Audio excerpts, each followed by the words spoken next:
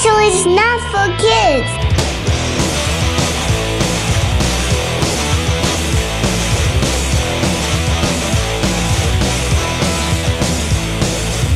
Last night, Elaine and I watched Eraserhead. RIP. In honor of David Lynch. Because David Lynch movies is on the bingo card. We started last night with Eraserhead. I'd never seen it before. Have you seen it? No, I've only seen clips of it. It looks wild, though. Yeah, I wasn't sure what exactly to expect per se, but I did have like a preconception that it was going to be like weird and probably kind of just confusing and long. Like, it's a 90-minute movie that feels like almost 3 hours, maybe. What can I say about it except it was very Lynchian? What do you think's better, Eraserhead or Avengers Endgame? Well, I'm going to tell people to watch Eraserhead. Everyone's fucking seen Endgame. Trick question. Nothing's better than Endgame. Oh, you got me there. Welcome to Shelf Stable podcast. All right. Did you want to No. say something else? All right. Welcome to Shelf Stable. I was thinking about Eraserhead versus Citizen Kane. There is something to be compared to there, because they're both black and white movies. They're from completely different eras. They're both well regarded. Yeah, they're both like these critically acclaimed things that you kind of, need to take the time to appreciate or whatever. And you somewhat famously think Citizen Kane's really dull. I respect it for what it did, and I think it's impressive for the time, but it is boring to watch nowadays, and I don't think that's because it's old, because there are other movies like Rashomon, for example, Nosferatu, that are also old and black and white that are still really good to watch. That's my take on Citizen Kane. Interesting. See, I disagree. I've watched Citizen Kane now, I think 4 times, and the first time, if I'd only watched it the one time, I would agree with you. But having watched it again, I've become more enamored with that movie. I think maybe as I gotta get watch older. it again. Yeah, it's just it just hit a little different. I'm not saying it's gonna blow your mind. Yeah, it just, you also like 2001: A Space Odyssey though, so I'm kind of skeptical sometimes. I'm not going to sit here and lie to people. I could pretty much fast forward the hyperspace jump scene almost every time. There's not really that much to be appreciated from that. But I mean, I will say another thing too with all of these movies.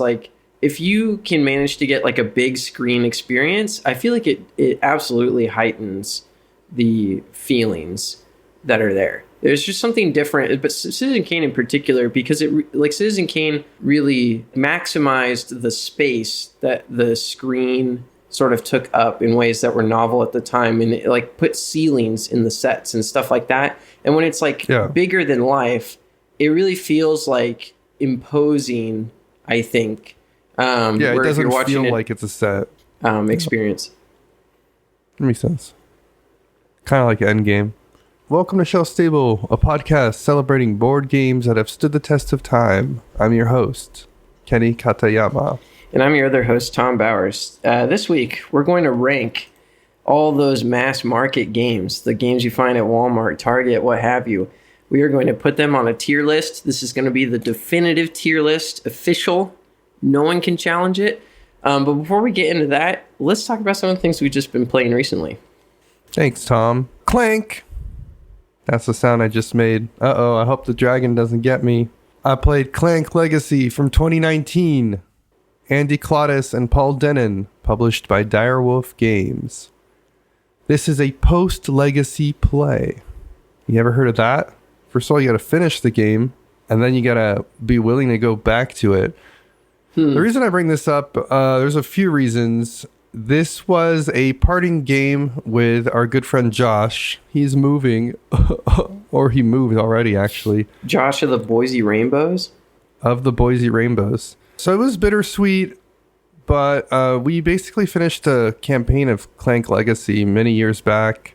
The original group that played it decided to get back together and play through our completed legacy game because it's finished at the end. And there were a lot of these wonderful, I totally forgot about this inside joke, because Clank Legacy really leans into the personalization slash in-joke part of the legacy experience. And so it was just nice revisiting. It was almost like looking at a photo album together. And that's kind of the main point I wanted to talk about with this. 2 nights ago, we talked about, does anybody actually replay their legacy games if they're quote unquote playable after they're finished? Because that's like one of the selling points for certain legacy games. Right. Oh, it's only 10 chapters, but at the end of it, it's like your version is personalized. Yeah. And that's what I brought up, that I had just recently revisited Clank Legacy. And it just, all the memories that came up during that time, it was almost like a snapshot because the jokes were very specific to the time period. Like we were talking about James Corden and like Encanto and stuff. Like the Cats movie had just come out, I think. Yeah, the Cats movie had just come out. Like, so in that sense, it's not, oh, I'm going to play this version of Clank because it's the best one. I don't think there's any reason to play our Clank Legacy finished campaign over Clank Catacombs, for example. But it's because it's almost like revisiting an experience or talking about these memories that we had and having a medium that's very unique to go and experience that. So it was a cool feeling. I'm not huge on legacy games. I think it's a little bit of a gimmick. I think Clank Legacy does it right, which is to really just lean in on the legacy part. You're barely playing Clank in Clank Legacy. What you're really doing is tearing up cards, putting stickers, writing things. Every turn in Clank Legacy, you are doing a legacy thing. And you do that nonstop for 10 chapters, and then it's over. I don't think there's a right way to do legacy, but it does what I want for a legacy game, which is just constantly play with those moving parts. Highly recommended if you've never played a legacy game before. Highly recommended if you're a fan of Clank or deck building games in general. You know, it's interesting that you're talking about Clank Legacy because Clank had, I think, like a little bit of a moment in the digital arena. Because I saw like Twitch streamers playing it. Northern Lion would play it, and friends of his, because I think it just recently came out on Steam. I did not know that. I kind of want to try it out. And, you know, but that's just Clank. But it's got me thinking right now, like, legacy implementations, I think a lot of them could be done digitally. And I feel like that could be a really, like, successful way to bring people into that experience. Be a little, I think, less, like, wasteful of resources. Like, if you can save more than one file in a legacy campaign, I think a lot of people would get a ton of play out of that. But to be fair, like there's something I think sort of special in creating a physical time capsule out of a game. I think that's a really cool like experience to garner. There's something about the tactile element too, but I agree, Tom, that like it could be really interesting to have like Pandemic Legacy on the computer, for example. Yeah, like my thought with that is I'm a little surprised. I don't know of anyone that has done it. I'm sure people are going to start commenting right now. Telling me about what we missed because we've done this before, but why don't they put legacy games to digital? Because like all the mechanics ought to work the same way. But yeah, I like Clank. I'd like to play it again sometime soon because it's been a while. That's Clank Legacy from 2019. All right, Kenny. Next up, we're going to talk about Fantasy Realms from 2017, designed by Bruce Glassco, published by WizKids. Fantasy Realms is Mahjong. Which in some ways is like a trick-taking game, except there's only one big trick. I'm just kidding. It's funny. I totally agree with you that it's like Mahjong. And it seemed like no one else was on board. Everybody was rolling their eyes at you. I feel like I felt bad. Yeah, I feel like I belong in an asylum or something after the reaction I got. I had your back, Tom. This is a Mahjong-like card game. And what do I mean by that? Well, every turn you draw a card, either from the discard pile in the center of the table or the top of the deck. So you get to look at something random or you get to look at something known. And then you get rid of a card from your hand. And so you're feeding the discard pile and trying to shape a hand into some kind of combo. Now, the thing that's different than like Mahjong or Rummy or poker or any of that is that the hand you're trying to form is based on all these different cards that have different scoring conditions. And they're all based on like fantasy creatures. So it'll be like, the army, the elvish archers get a +5 if there's like another army in your hand. And then all the armies get negated if you have floods in your hand, but not if you have the warship, which lets your armies float on the floods, obviously. And it just goes on and on like that with all these different interesting interactions. This is not the first time I played this game, so I kind of knew what to expect. I have to say, while this is a game that I could see like a lot of repeat plays start to make the texture of this game more and more interesting, because you can actually pick up on the signals a lot better. If you only play this game like a couple of times, I do feel like the core game loop is kind of like just mostly a headache. You're just reading all these cards and they have like all these effects, and you're really not sure like which one is like really good at scoring a lot of points and which one is like a trap. It's really difficult to gauge unless you have like strong card knowledge of the entire deck. In that way, it's also like Mahjong. I played a game of this right before you played a game of this. We kind of handed it off. And one thing I noticed is that as soon as the game starts and people have explained how it goes, the table goes silent. This is not a game where people are laughing and smiling and having fun and, you know, bantering. Everybody is just trying to calculate how much their cards are worth in their hands and how they could increase or decrease that depending on the cards that are discarded. It's like when you're really, really hungry and then you finally get to eat dinner and the whole family is just like eating silently because of how hungry they are. There's no opportunity for discussion while they're eating. I'd compare almost to like giving your students like a test, like a pop quiz. Yeah, like a pop quiz. Yeah, it just has that feeling to it where there's all of a sudden this like aura of silence. Itself takes on an existence versus it just being the absence of sound. Yeah. You got to put like an Enya soundtrack on in the background. Like that's what my teacher did. The pro is that like the game is 10 minutes long. It's not like you're doing this for 2 hours. The con is like it's not a very interactive or fun with friends kind of game. It gives you that like brain burn, but not in the good way, I would say. Yeah, it's never quite left me satisfied with what I was able to accomplish playing it this most recent time. Like like really the pop quiz example is the best way to describe it. It just feels like you just were handed an algebra exam and now you got to figure it out. I really have a hard time like saying with anything that we play, like I don't want to come back to this, but this is definitely one of those where like I could not play this again for theoretically ever and I wouldn't miss it. You'd be fine. Yeah. So in those other rummy games, it's not a lot of headspace. The more you become familiar with the game, the more you can feel it out. With Fantasy Realms, you still kind of have to calculate each thing because every card is unique. Yeah, and I also feel like the numbers don't lend themselves to like a very efficient like math operations in your head. You're looking at like plus 30. If 3, it's plus 30. Different. If 4, it's plus 50. If 5, it's plus 60. Like it scales weirdly. I'm sure you hate me bringing them up, but like Nick Bentley got me fucked up on this one because it's like I'm sure if you got like the same 4 people to play this like 100 times in a year, those 4 people would heartily disagree with what we're saying right now. They'd be like, what the fuck are you talking about? This is like the most interactive shit of all time. Like every time I play this, I'm going, oh, you piss, you discarded the 4 wizard. I needed that, you fool. And, then it becomes interactive because everyone fully understands the deck and they're all calculating and capable of by feel like navigating their score. Yeah. But it takes so much effort to reach that point, and I'm just like, I just don't care to do that with this one. I'd rather play Mahjong and reach that level of clarity. I'm with you. Fantasy Realms was one of my resolution games that I had rated a 7 that I wanted to revisit because I hadn't played it in a while.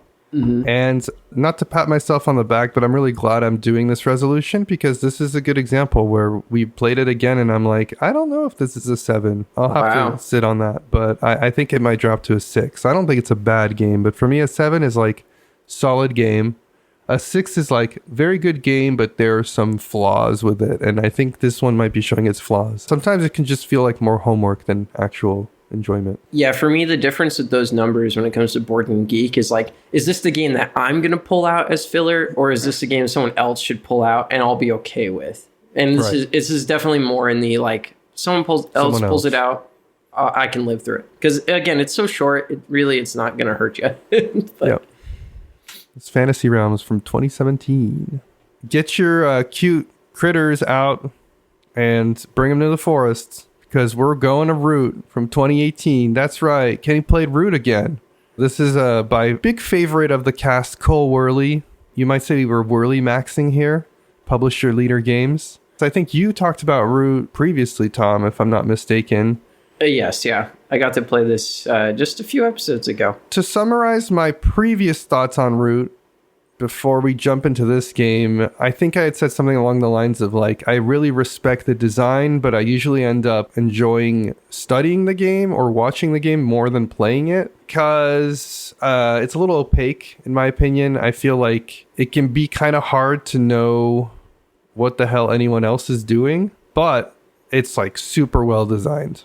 I think that was my take. I'm not sure. I wouldn't quote myself on it. But anyway, we'll talk about this game, because this is the unique thing about this play of Root. Mm-hmm. Everyone at the table had played before. And let me tell you, Tom, everyone playing before, it just like makes things so much nicer. Interesting. Because there's not one quote unquote game master that's focused more on other people's games than their game, that is like explaining, oh, well, this is how your thing works, and then answering a question about someone else. And then there's the awkward situation as the game master, quote unquote, where you have to be like, you should probably be attacking this person because otherwise they're just going to win up, like straight up.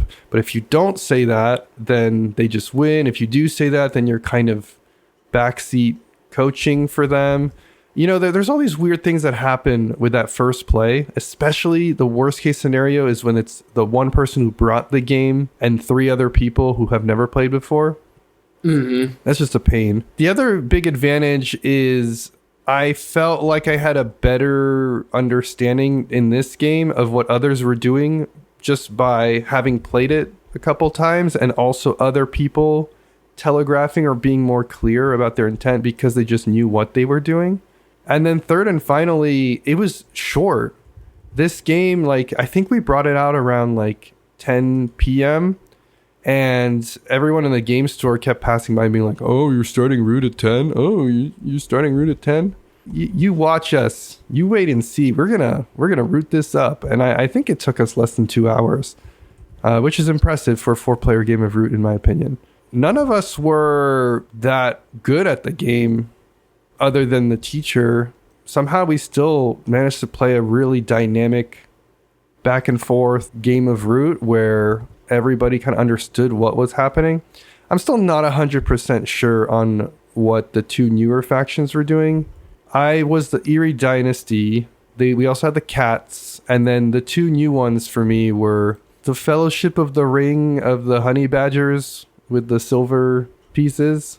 And then the Corvid Conspiracy with the purple crows. The Honey Badgers, I kind of understand what they were doing because it was similar to mine. But the crows, they were putting traps around the board. That's about as far as I got. So there's still some opaqueness to the rules, even with this better game. But what am I trying to say? I'm trying to say that Root was a lot more fun when everybody knows what they're doing.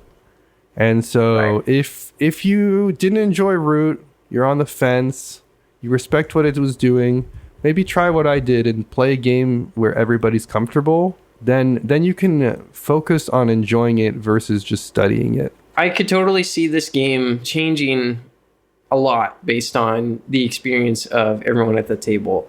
I think it would be funnest for me to play the same faction. It seems like this game has like so many faction expansions that you just end up in like a random set of 4 unique identities every time. And if that's the case, I'd rather just play the same faction like every single time and just become really good at, exploiting what that faction is doing and just sort of on the fly reacting to what the other players are trying to accomplish. I feel like I would still be able to gain a sense for what those other groups are doing.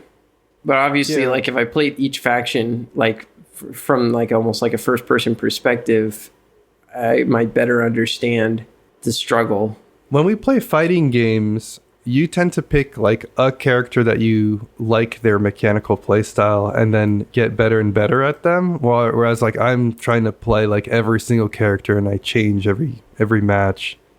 And I think that speaks to stuff we've talked about on the podcast before, which is like you're more focused on like game mastery, whereas I'm interested in exploring the design space. Yeah, I wouldn't be surprised if like every time you play Root, you pick the same one and you just try to get really good at them. And that might honestly help to understand and appreciate the other factions, because instead of just focusing on how the heck does mine work, you can pay attention to others. So there's some value there in that. On one hand, I'm like, yeah, I think there's a point. I think I should try to play the same faction again like you, Tom. Mm-hmm. But I'm like, oh, I also want to try this one.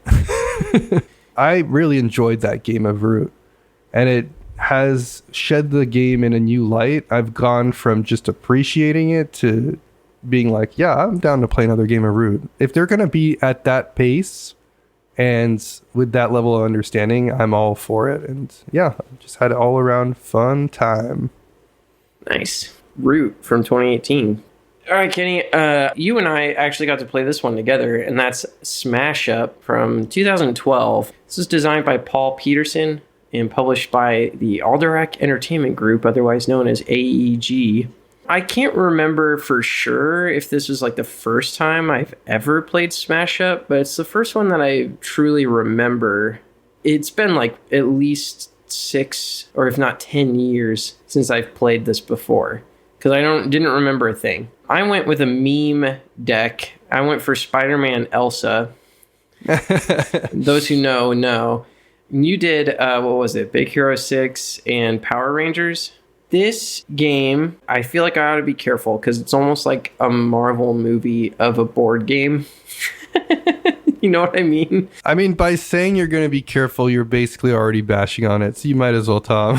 Yeah, maybe. Like, I always feel bad because people bring out these types of games, and often I feel that there's like a lot of nostalgia that's driving the play. This is probably a game that for a lot of people, considering how old it is, this got them into the hobby probably a lot of the time. And for me, like, you know, that was Killer Bunnies. I've been through that, and I don't see that much of a difference between Smash Up and Killer Bunnies, at least when you play it at a play count above 2. In a 2-player head-to-head game, this would probably feel more like a Magic the Gathering, or I compared it to Marvel Snap, you know, where you only have one other opponent to worry about. The dynamic would be a lot more interesting. In a 4-player game like we did, I just felt every turn like I was doing something, and I was just kind of like, who cares? Like, I was committing characters to these, what would you call them, like battlegrounds, and scoring points. And it just was like, there was not very much, I'd say, of like, oh, and then like Elsa used her frost power to blow Hero from Big Hero 6 like off the board with, you know, and then Hero launched his nanobots and the nanobots exploded, but then like a granny came in with a shotgun. Like, it sells itself as that, but the actual gameplay is just like, I put a 4 on the thing and now the number go from 19 to 23. Who has the biggest number? Me. Here's 4 points. It's coming from the Belatro superfan over here. Yeah, I know. But do you get what I mean? Like, it just like, it was kind of disappointing. I think the theme and the flavor wasn't as striking as I was sort of hoping or expecting, and maybe my expectations were too high. You're upset because Elsa couldn't destroy target creature on the battlefield. Is what like kind of, yeah. Like, it just didn't. It was like the decisions weren't very interesting to me, and I don't know if that's a problem of the deck I played. I understand that like other decks have maybe more interesting like gameplay styles, perhaps, but it felt like even the other players were more or less doing the same thing I was, which was like, what's the biggest number in my hand? Like, which battleground is like the most important one to deal with? And there was a bit of king making to it too that was like just transparent king making. I don't have a problem with the thing that you have a problem with. To me, I see it more as an area majority game than a card battler dudes being played for mana kind of game. And I think equating it to Magic is kind of a misnomer. I will concede that it's similar to Commander in a certain sense, where it's like very random. And there's 4 people and it's chaos. But I think that's where the comparison ends. It's very much an area majority game. And in area majority games, unlike area control games, you can have more than one person at a location. And they're not necessarily, quote unquote, like fighting each other. They're just all kind of chilling in the same spot. It's like when you go to a Polyphia concert, you know, you get your old guitar heads in the back, and then you got the Gen Z TikTok guitarists in the front. Right. And then you're stuck somewhere on the stairs in between the two. So maybe that's like the main issue then. I just am not an area majority fan. I could see that being the case because, you know, Ethnos, I think, fits somewhat into that category. And it's... Yeah. And I'm not like very big on that one either. Probably like this has been misrepresented to me my whole life as like it's... Well, you look at the cover of the box and it's just like, you know, you see the Power Rangers versus the teddy bears and the teddy bears versus the grandmas. And it sells itself as like this Super Smash Bros. Or Nickelodeon All-Stars type fighting game as a board game.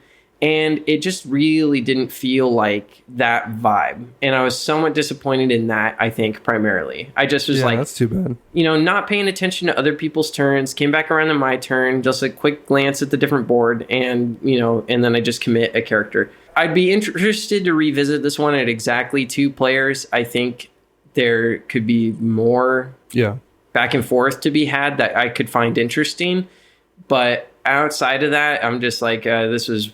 just a whatever burger for me. Yeah, I enjoyed it much more than you, but that could be nostalgia speaking too. I used to own this. I got rid of it just because I prefer Blood Bowl Team Manager, and they're kind of the same style of game. But I still very much enjoy playing this game from time to time. Yeah, there's not a whole lot of depth there, but it's kind of fun to see different ways that they design each of the factions, and I do think they come up with some creative stuff without adding too much rules complexity or grit. I'll say this, I'll rather play Smash Up any day than Magic Commander. Magic Commander, like, to go back to that comparison, is like Smash Up, but with like extra steps and twice as long.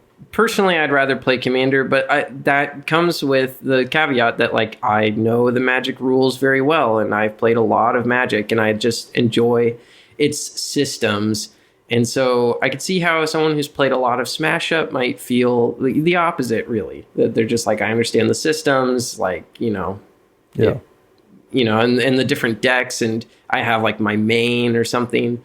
I could see it getting to that point. For me, I'm just like, I'll play it at 2. I'm really not really interested in it in general, based on this experience. But no, Smash Up from 2012.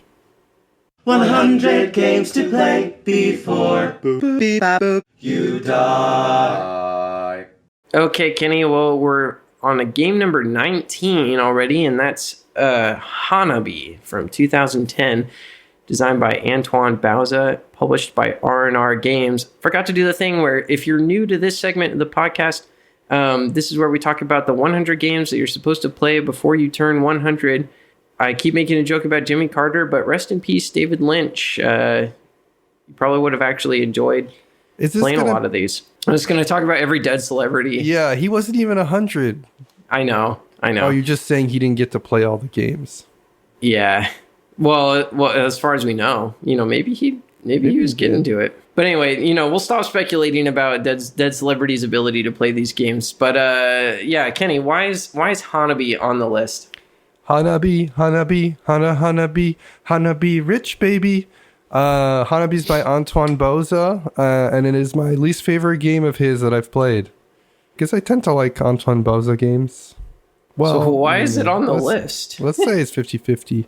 Well, that's the thing. The list is not just games I like. They're games I respect or that I feel people should be playing to suss out whether or not they like a certain genre or a certain thing. Hanabi is here because of the limited communication / memory / hand facing outwards. It covers a lot of ground and a lot of people love it, and I can see why. I think there's something that can be really rewarding or interesting about games where you can't communicate much or you don't know certain things. And I think that Hanabi distills that in a way that's digestible, immediately translates what's juicy about it, and also like does so in a way that doesn't like throw a bunch of other things at you. It's tough because I personally, if it were just up to me, I'd probably pick the crew.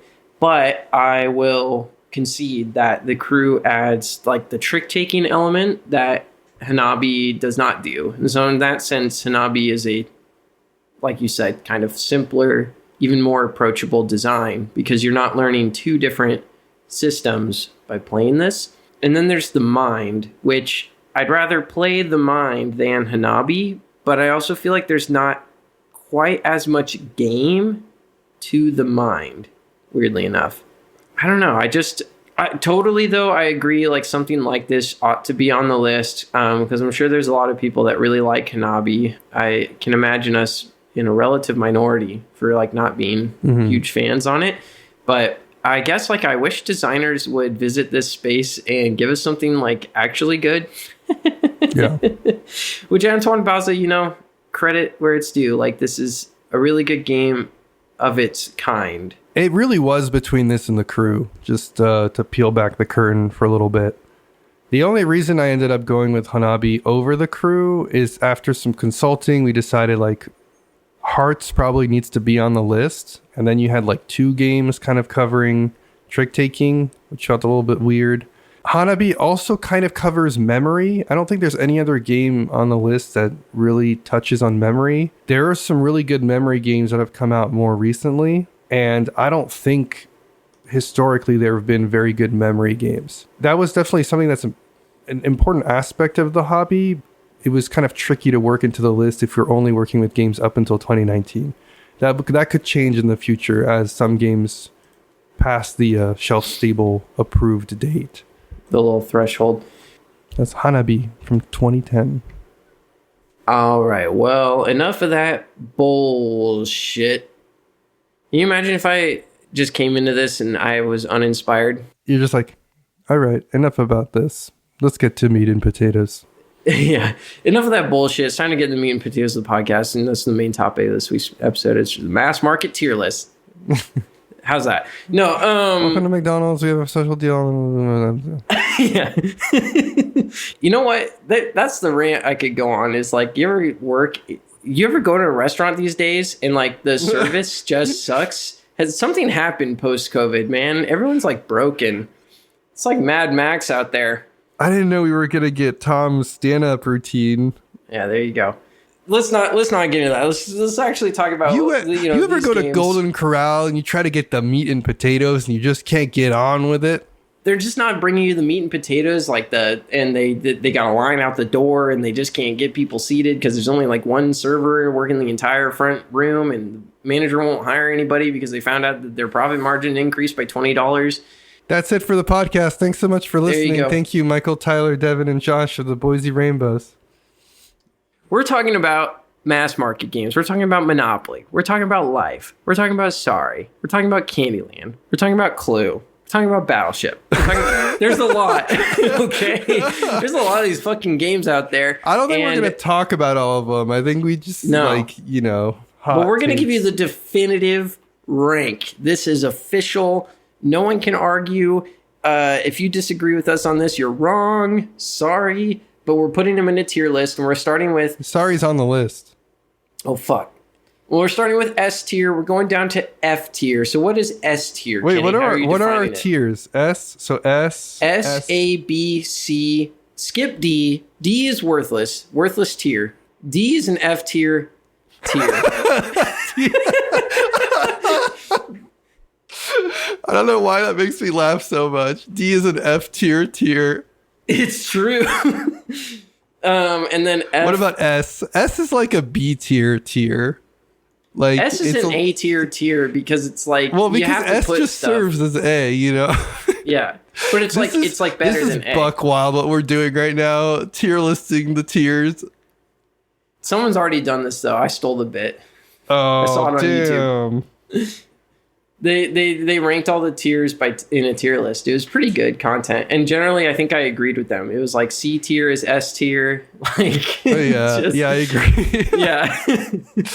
Okay. All right. But we're gonna skip D. We're going straight to F. So it's an S, as in like you should actually play this one. I feel like is our S tier. Yeah. And you could, if you owned a copy, I would respect it. And then A tier is like A is playable. Yeah, like you're bringing it out on Christmas at the very least or something, like, it's a classic. You're not in pain playing it. B tier. B's neutral. Yeah, like you're not gonna ever want to play it, but you'll survive. Should we skip B? Should we do SACF? Yeah, maybe.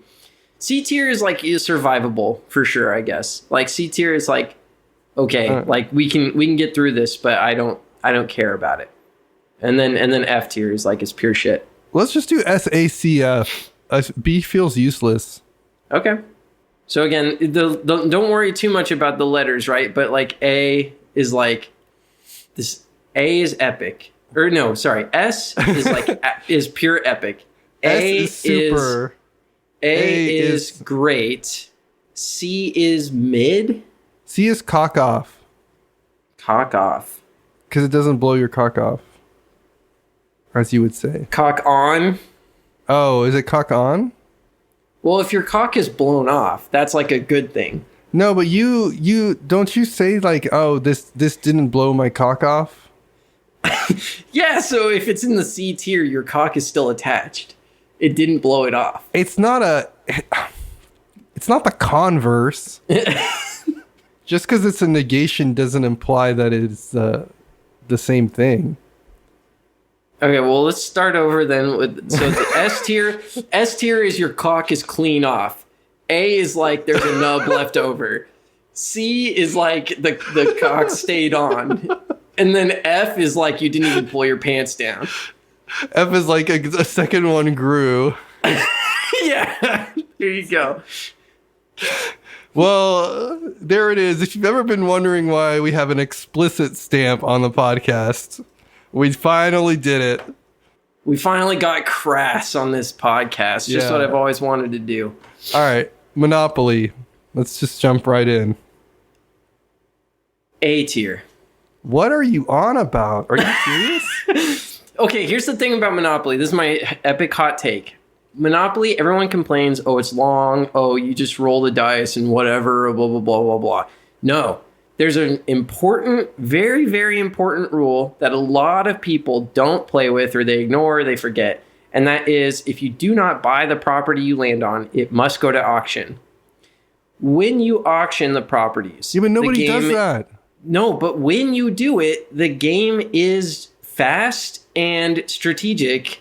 I'm not saying it's like amazing, but it like you can see why people play it in tournaments. You have a very different perception of what an A is. If like that is enough to get it in the A category.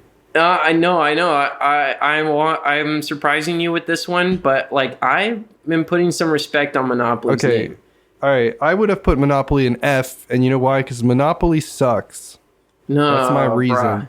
No, because it takes 8 million years, even when you're playing by the rules. It's very random, even if you're playing by the rules. It is very random. You're giving it way too much credit. I think you're just trying to rile up the people right now, and I'm being the people's voice, and you're just being an edgelord, okay? Well, I feel like we could settle it in C, and here's why I'm saying C. There's other games on this list that are like, I will never play this with you. I refuse. Monopoly is not one of those.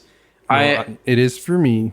The thing about Monopoly is like, yes, it's very random, but it's a randomness mitigation game, and there's strategy to it. And like people, again, they play it in tournament settings. You would lose in a Monopoly tournament against an experienced player.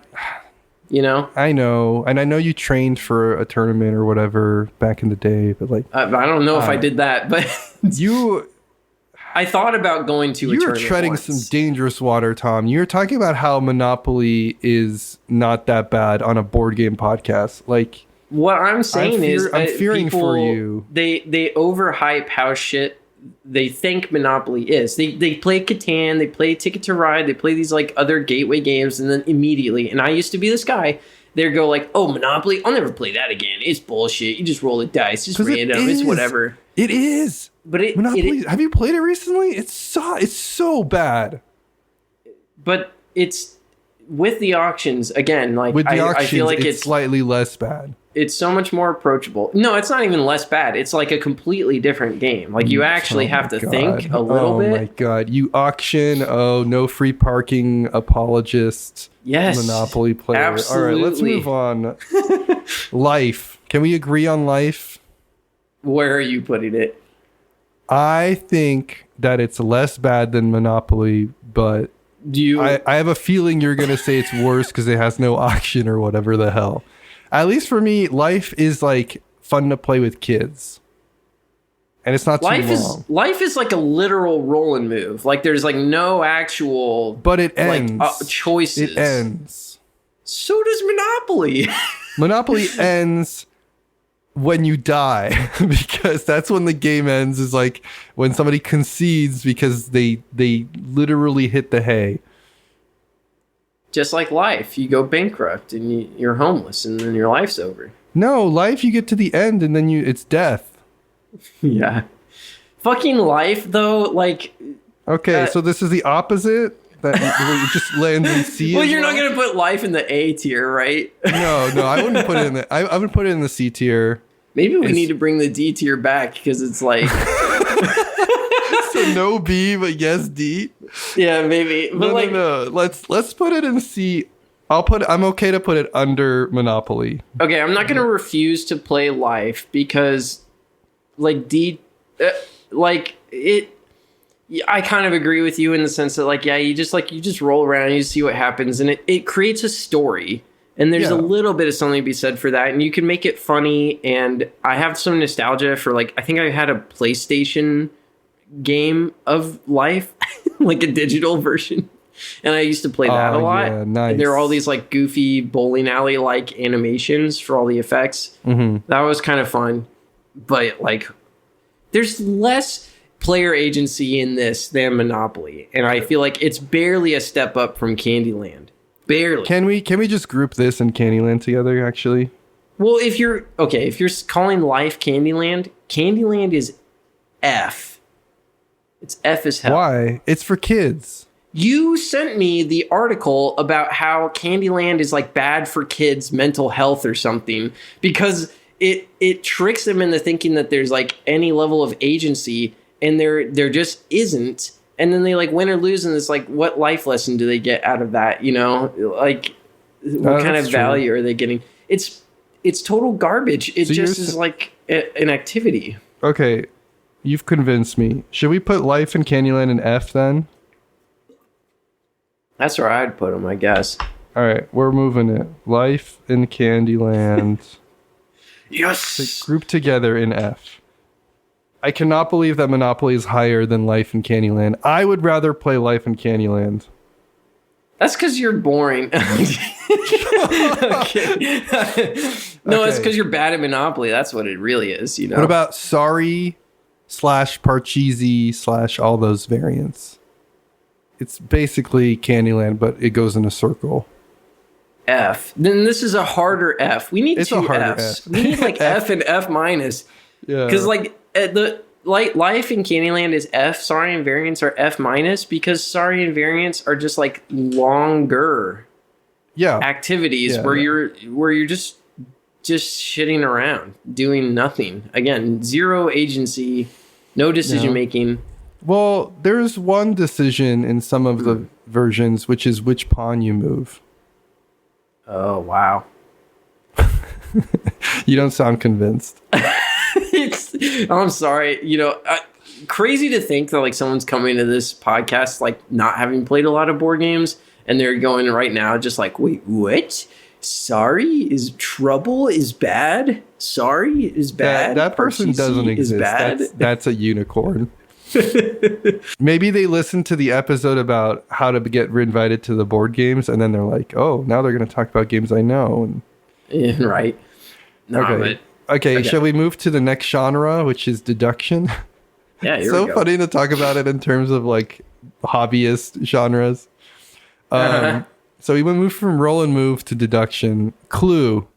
Clue is C tier, barely. Yeah, I'm with you. It's like the deduction part is fun. The roll and move really kills it.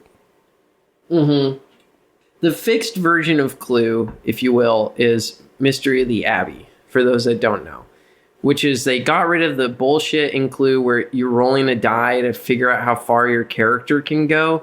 And instead you can just choose, there's a relatively limited movement option, but you get this interesting choice to find information.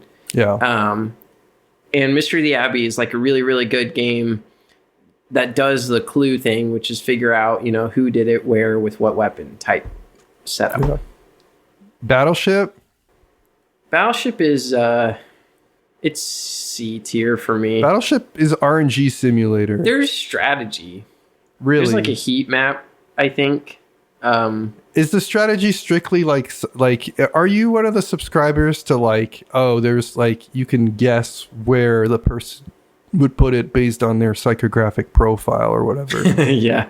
Okay. This is like the greatest game for CIA agents. They get to like mentalists. Oh, you like to put your boats next to each other and you like to put them separate. It's like, all I'm going to say about Battleship, like it's not much of a game, but it does make a like Death Note style moment, and it can be fun or funny at least. Yeah. Which a lot of these other games don't even have that. Would guess. you rather play Clue or Battleship? Battleship, because Clue is just too long. Are we cool with putting it at the top of the C tier? No. Maybe for now, I guess. It's going to get usurped. Okay. Guess Who? F. This game sucks, and it's solved. It's solved. This is a binary search exercise. The best thing this game can do is teach someone how binary search works. So is Battleship. What is the difference between not Battleship binary and Guess search. Who? Okay, fine. Battleship's an F. I don't care. Battleship sucks too, but like, no two games of Battleship are exactly the same. Explain to me in what way Battleship and Guess Who are different. Well, Guess Who it's like 16 or 20 like characters with different attributes. And in Guess Who, you can basically just say like, does your character's name start with the letter A through M? You know, and then you're eliminating half your board, and then half your board, and then half your board.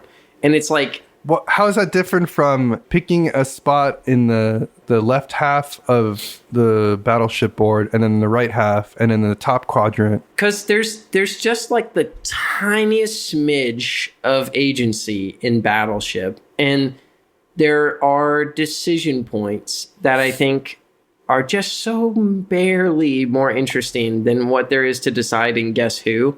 And I feel like even in Guess Who, like the character you get is like fucking random, I think. Yeah. Unless I'm misremembering. Right. And in Battleship, it's like you get to place your boats.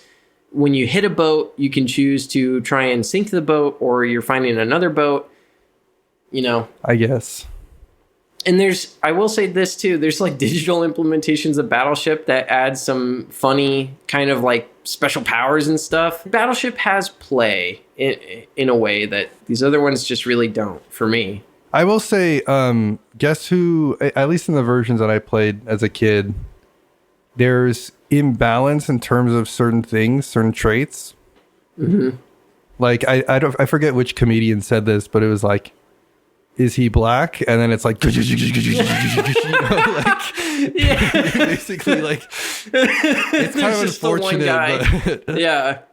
I'm sure more recent versions have better representation, but like certain questions you can ask bring down more things. And so by nature, I could see what you're saying where the game is kind of on rails. Yeah, for sure. There's a Mark Rober video about like how it's solved. Like, that's what I'm saying. But I put it in C tier. Guess Who? No. What? After all that, you're putting in C? Battleship. It's with Battleship. Guess who is demonstrably worse? That's what I'm saying. Okay, I put it in F tier. Thank you. With a grumbly emoji next to it.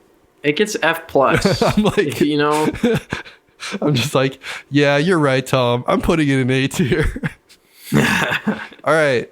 Next, area control. Risk. A tier. Yeah, risk is like it's obviously overlong. No, I'm moving it down. Sorry, C tier, and here's why. Well, it's good. You say what you're gonna say.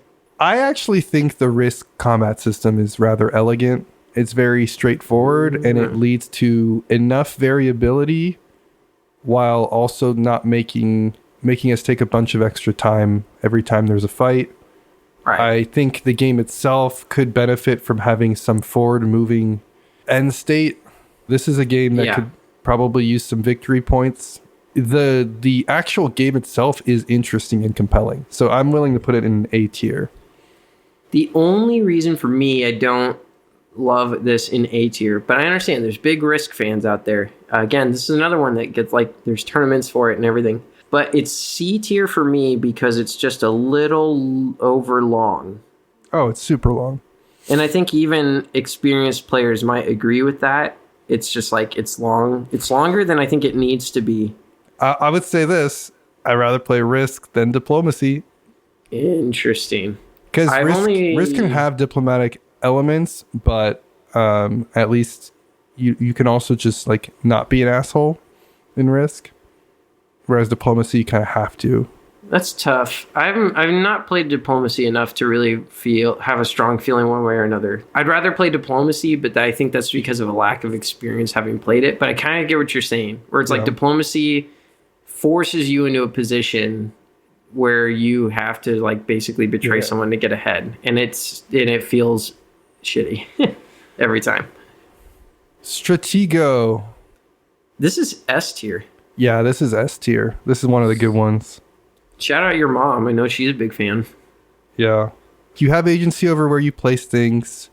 There's interesting interactions that take place with the different pieces. I like that it has different unit powers and abilities, but in a way that's digestible to a common consumer market. I think Stratego is a great way to get people more into games.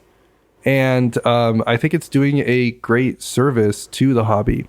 Yeah, I think it's one of those underrated classics in this category. Just it's almost chess-like, and there's the strategy of it. I used to own a copy of this as a kid that was made of wood, and it was also made to look like a book on your shelf. That was really cool to have. My dog chewed one of the pieces to oblivion, so that was tragic. Nice. But this is a fun and interesting game. There's definitely a lot of decision making. I really I think it's the 3 that can just move in a straight line, because that really adds a lot of dynamic to the game. Yeah, for sure. And I like the spy, I think. Yeah, the spy is really cool. That can kill the 10. Yeah. Blockus. This is where we need to bring back the B tier. I guess we said Stratego is S, right? Yeah. Blockus is A to me. Yeah, Blockus is A for me too. It's a lot like Go. It's a very Go-like game. It is. Blockus is actually fun. It's satisfying. It's kinetic. The literal click to it is just really appealing. I know it's more recent than some of the other ones, but it really does feel like a more modern mass market game. Yeah. Word/trivia. Scrabble. C tier.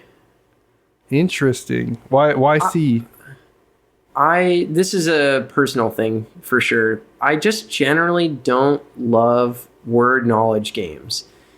I feel like I'm someone that I know a lot of words and I can spell really well, and I still just don't enjoy playing these types of games that test that knowledge. I just don't care to exercise that part of my brain when I'm playing a game.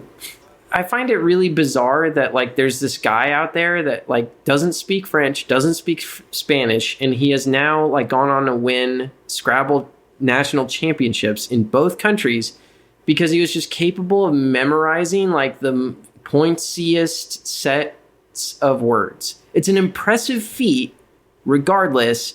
But it's like, it is kind of wild. It's just like, what? Like, I don't. Okay, like, well then, yeah. I'm curious to hear your thoughts on trivia. Then I would put Scrabble at an A. I think Scrabble is a positional point scorer with the guise of a word game on top of it. But that word thing makes it an interesting challenge. You can't just place your tiles. Well, it seems either you have to know a lot of words or you have to literally have just memorized a list of words and pursued like mind palace optimization. I just don't love the fact that it rewards people that are really good at that. But you do like trivia games, which is interesting to me. Yes, you got me there. I am hypocrite. I think just trivia is fun and interesting to me because it allows people to sort of tell stories about how they know what they know or explain things, and you always like kind of learn something from people. With Scrabble, it's just like they'll say a word you've never heard of, and they'll be like, "Oh yeah, this is in the list of Scrabble words." Yeah, and you're like, "Oh, I didn't know scrunt was a word." But it's like I guess you don't look up the definition. Maybe the words just don't interest me that much, or it's like I can be impressed that someone got to play like emphysema on the board. It's just like, damn, like, that was a solid play. Just, I don't know. It just like the game loop just doesn't compel me. Are you okay if we put it in A? I'll survive. This sounds like a personal issue. Yeah. There are worse things. What else? We got Blocus in Scrabble in A tier and Monopoly. And Risk. And Risk. No, I thought Risk was C tier. No, Risk is A tier. Oh, I was saying C tier because Risk is too long. Well, what do we even have in the C tier? Clue? Clue, Battleship, and Monopoly. No. Oh, you're right. You put Monopoly in C tier. Because I put That's fucked up. I think that Scrabble is A tier. Monopoly there's two is of us C tier. here. You can make your own list on your own time if you want. We have to come to some kind of a compromise. I was putting Monopoly in F. You were putting it in A, so it goes in C. We talked about this. Okay, and so are you saying that Scrabble is S tier and I'm saying C tier, so that's why it's in A? Sure. But that's why we gotta bring back the B tier just for Scrabble because we're split. We'll put Scrabble in B tier. Okay.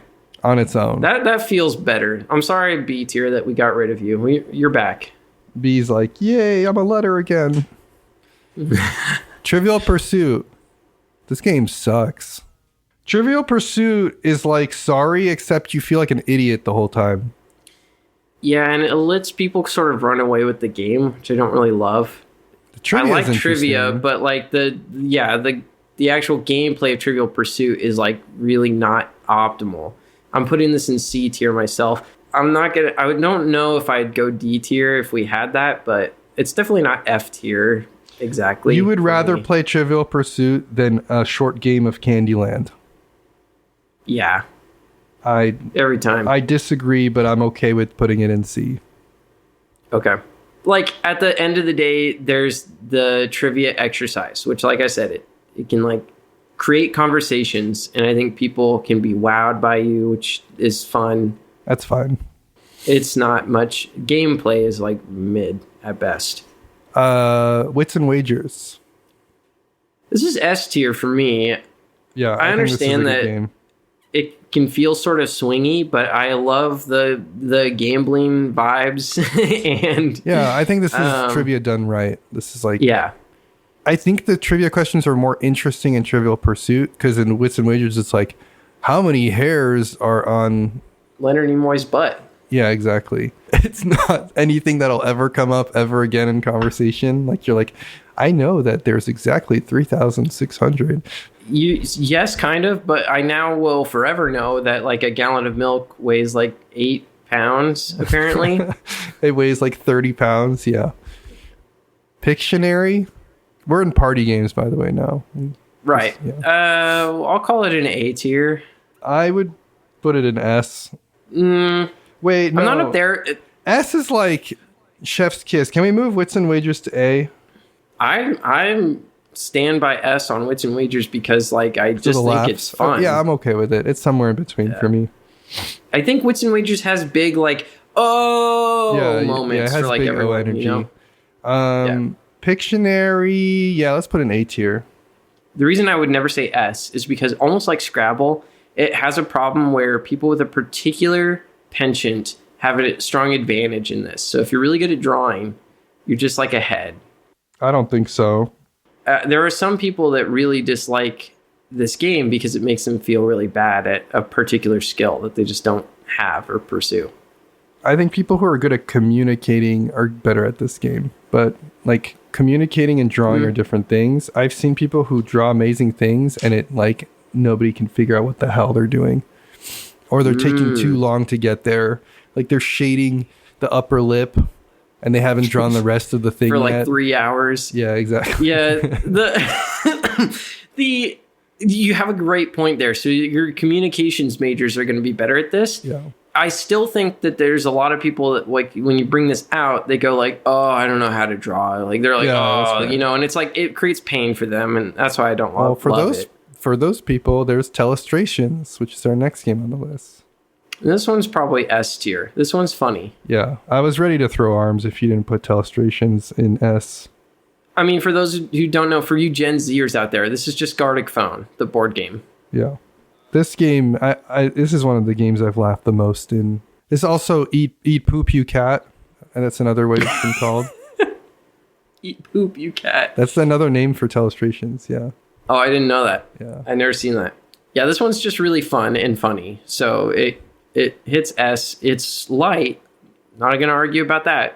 It's not a dry-ass fucking Euro game where you're like selling steel to build a boat to ship your bricks for 20 points. Doesn't have frowny Euro dude on the front sitting in a chair writing. But is it fun? Yes. Taboo. This could be A tier. Oh, really? No, I agree. It's A tier. It was just doing a joke. Oh, you're doing the sound. Yeah. Right. As a kid, the only thing I wanted to do with this game was like press the button. It was like, And I think my mom put it up in the closet because some of the cards have like innuendo, I think, associated with them, which was like one reason she had it in the closet. And then the other one was for sure because the fucking button was going to drive her nuts. This is you've been waiting for this. You've all been wondering. You've been asking, emailing us. I'm sure you want to know what is our opinion on the classic, the iconic, the indomitable Cards Against Humanity. And this is going straight to F. No questions. F minus. Cards Against Humanity gets a bad rap, and it is well-deserved at this point. I think a lot of people are starting to come around to this, and we're not alone. This game has just simply overstayed its welcome in like every millennial's first apartment. It's like you move out on your own. You're inviting your friends over. You need something to do. You bought Cards Against Humanity from Target and you play it the first time and you're like, ha ha ha, Pac-Man's come. Wow. And then you play it again and you're like, oh, Pac-Man's come. And then you play it again and you're like, Pac-Man's come. And like, but listen to how much I'm laughing. And like obviously, no, I'm laughing because of your imitation of the person laughing the first time. That was good. Like, oh yeah, and it's been usurped, frankly, by Jackbox party games. Like, why would you ever play this when you could play Quiplash? And Quiplash has a lot of the same problems, but like at least it's like inventive. And Cards Against Humanity is so dull because the cards are written for you. Yeah, I think there's so many other party games that have the similar flow, but you have to either argue for something or you have to come up with something on your own. And I think those games are just better than this. It's like if you want to be raunchy, I don't shit on Cards Against Humanity because it's inappropriate and raunchy. Obviously, it's gotten in trouble for like sexism, racism, whatever. I understand, like, and I'll say this too: the company has done some weird and interesting stunts. They've done bad things. They've done like funny things that I like in some ways. You know, the auction where they were selling really expensive stuff for almost nothing. That was interesting. I think that the artists that work for these people, they have maybe like good ideas and they don't shine in this game. I digress. It's like a whole can of worms, basically, but easy F tier. I think it's well named. Yeah. We're almost done here. Jenga. C tier. I think since we've reintroduced B, that this is a B. I can't quite get there. Why not? It's pure dexterity. You know what? All right. Yeah, you convinced me. Yeah. It's cool. It's fun. I will say, too, the bigger the Jenga pile, the more fun this is. You're playing this with literal cinder blocks, then it's really fun. Yeah. Hey, you take a few articles of clothing off, you got sexy Jenga, too. So. Okay. Operation. We're cooking. F. Okay, what about Operation, but you don't play with the rules? You just try to get the things out. C. This is like the best thing that this is like a triggering a trauma engine for children. All right, F, like F. you play this as a kid and it's just fucking scary. You're just like trying to get that bone. It's like and you're just like but like it's just a you play this as an adult and you're trauma. just like oh, I have fine motor control now. This is whatever. Roll and write. Yahtzee. So Yahtzee is one that like board game critics tend to be like, this is one of the good ones. I think it's fine. And again, I'm not huge on roll and writes, and I think it pretty much started the genre. I'm thinking this is an A or a B. It's somewhere in that territory. It's not a C. I guess it's better than Battleship. Again, I'm kind of mad at the idea of Yahtzee ranked higher than Monopoly. It's like, what? Who does that? Well, they're like equal to me. Yahtzee is pretty much Railroad Inc., Tom. I know. And you love Railroad Inc. Railroad Inc. is aesthetic, and Yahtzee doesn't have You're that. saying that you would rather play Monopoly than Railroad Inc.? No, I'm saying that I know there's leaps in logic here, but like... What you're saying is like... What I'm saying is I would put Yahtzee and Monopoly at least on the same tier. And if you're saying that Railroad Inc. is Yahtzee, then I agree. I would play Monopoly almost as readily as I would play Railroad Inc. Okay. Now, Railroad Inc. is like an hour shorter than even the shortest game of Monopoly. Okay, so you put Monopoly in A tier originally. So yeah. let's put Yahtzee in A tier. The only reason Monopoly's in C is because I put it in F tier. So. Well, I'm putting Yahtzee in F tier then. How about that? Well, it belongs in the C tier as a result. You can't put a Yahtzee in F tier out of spite, Tom. Well, I was gonna put it in C tier at best. Well, then it goes in B tier. Fine. I'm mad about the fact that it's ranked higher than Monopoly. Again, Monopoly got brought down. Monopoly got brought down by me, so you shouldn't do it in relation to where it is. You should do it in relation to... I'm going back. Monopoly actually S tier. Where now we can put it in B tier, and it's like, that's perfect. Okay, I'm going to make you play a game of Monopoly, and I'm not going to participate myself, but I'm going to... What? I'm going to make you play a game of Monopoly. Yeah. So that you can come back here with your tail tucked beneath your legs and be like, yeah, I don't know why I was vouching for Monopoly so much. Because that game is so bad, Tom. It's so bad. I don't know why you're trying to be a contrarian right now and say that Monopoly is not as bad as people claim. It's like really bad, Tom. There's more game to it than a lot of these that we're putting on this list. There is not. It's a roll and move where once in a blue moon there's an auction. When you can't afford, once in a blue moon, it's like nearly every turn. No, if you're buying the properties like every time, you're stupid. You can opt not to buy the properties. Then the auction starts at $1, $2, $5, $10. As soon as you hit the turn, you buy the properties. Like anything that's like red and orange, you buy because it's the most likely to hit on. Map. And then the higher properties, it's because of the fact that like if you hit it, you basically make bank. You know. Yeah. If another person hits it, you make bank. Yeah. There's less decision point than what you're claiming there is. And also, I can't believe that you're saying Risk takes a long time. Monopoly is like twice as long as Risk. I don't think it is. I think they're like almost the same. From my experiences having played both. You were ready to these. put Risk really low because it takes long, and then you're like, yeah, but Monopoly is like an S tier. Monopoly in C. Monopoly is A tier. I'm not saying it's S tier. Well, okay, Monopoly is B tier because we brought the B tier back. No, Monopoly is C tier. We're not changing it. I'm standing firm on this. You've had more agency on this list than I have, I think. So this is where I'm standing my ground. Like, there's like negotiation, there's table talk, there's politics, like there's actual fun. Tom, if you are insisting that Monopoly make it to B tier, I want a divorce. Like, you are sitting here with the sidereal confluence, and you're shitting on Monopoly. Monopoly ran so sidereal confluence could walk, okay? Oh my That's God. all I'm saying. I'm, like, so triggered right now. You're comparing this beautiful game to this, like, absolute piece of garbage right now. And I know you're just doing it to get on my... Anyway. Well, how about this? No Monopoly? No Monopoly? There's no Monopoly deal. You know? I don't want to talk about Monopoly anymore. All right. Uno. F.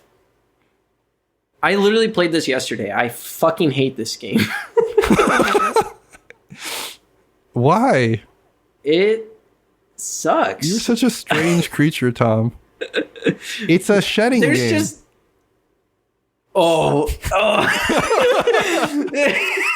In a way, it's a trick-taking game. Therefore, I should like it. It's short, it's quick, it's easy to teach. You can play with kids. It good. No, it's fun, and people are laughing. You know, draw 4. No, there's no interaction. There's the draw 4 is the only interaction, and it just is like, oh, you know, here you go. Do I play a number right now, or do I play my draw 4, or do I wait until the turn order gets reversed so I can play it on the other person? I don't care. I just am like, you bring this out. I understand there's probably like a time people are like, oh, but you like Monopoly Deal? Make it make sense. It's like, Uno is like, there's just, the Monopoly Deal, you get like the 3 actions, and there's multi-use cards. There's one decision point, and it's never interesting. Ever. I disagree. It sucks. It's so bland. Okay, would you... All right, on 3, let's say what letter we give it. 1, 2, 3. A. F. So it goes in C. I already said F. So it goes in C. I guess. Once again, Monopoly should not be down this low. I'm telling you. I said I didn't want to talk about Monopoly anymore.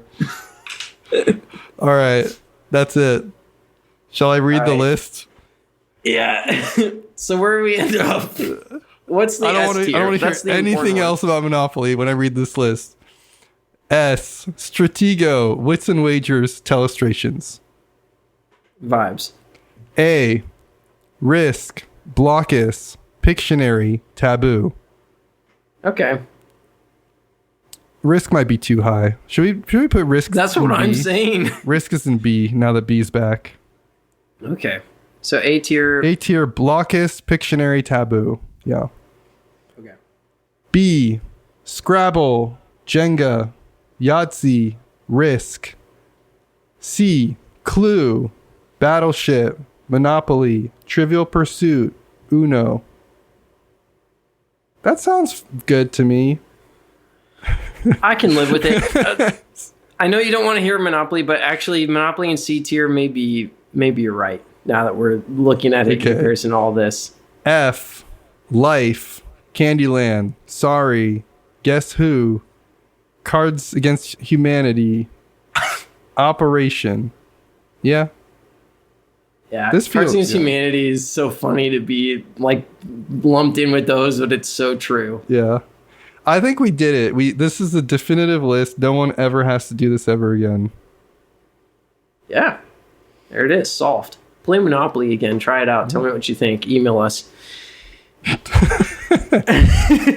Like literally speaking of that, I think that's gonna do it. There you go. We're locked in. Thanks so much for everybody for listening. If you're still listening to this, we really appreciate you. We love you. I want to shout out, thank you, especially to Michael, Tyler, Devon, and Josh of the Boise RainBeaus. Josh, we miss you. Thank you to Bonehouse for letting us use your song Rot as our opening theme. And a reminder again, we're going to be in SaltCon in Layton, Utah, February 27th to March 2nd are the dates for the convention. Our live show is going to be on March 1st at 11 a.m. That's Mountain Standard Time. Come on down, check us out, play some games with us. We want to try out Cthulhu Death May Die, so if you know the rules, email us. Kenny, where can they email us? Yeah, if you're loving the cast, you can reach out to us at shelfstablecast@gmail.com. The other thing is you can just share it with a friend on Reddit, on Board Game Geek. It's the best thing you can do to help us grow. I'd also say if you leave a review on Apple Podcasts, those tend to do wonders for us. There's one other event, right? Yeah, Tree Fort. We have officially been announced as participants in the Boise Music Festival called Tree Fort. They have a podcast segment called Pod Fort, and we're going to be performing in Pod Fort March 26th to March 30th, sometime in that time frame. We don't know what the date is yet. End of March. It's free, by the way, because I know folks are like, oh, I'm not going to get a festival wristband to go see that. You don't need a wristband to go see our live show. Yep, it's like it's one of the sub forts, I think, right? Or it's an interesting setup they have. But check us out, Pod Fort, part of Tree Fort. Yeah, all our links are in the show notes. Tom, what do you want to do next week? Carl